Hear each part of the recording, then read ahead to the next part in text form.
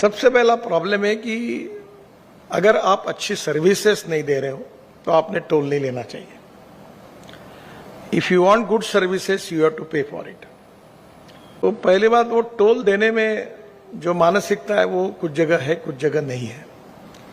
और हमारे यहाँ जो आदत है कि कितने जल्दी टोल लगाए और कैसे पैसा वसूल करे और अपना इंटरेस्ट प्रोटेक्ट करे, इसमें जल्दबाजी है।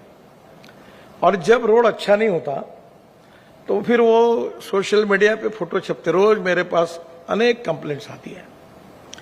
और फॉर्चुनेटली और अनफॉर्चुनेटली हमारी यंत्रणा जो है टोल पर की और जो पीडीआरओ है वो उतने सेंसिटिव नहीं है।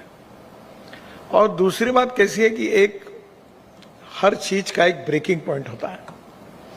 जो ब्रेकिंग पॉइंट टोल का है वो मैं समझ चुका हूं। जो लोग नए आते हैं वो नहीं समझ पा रहे।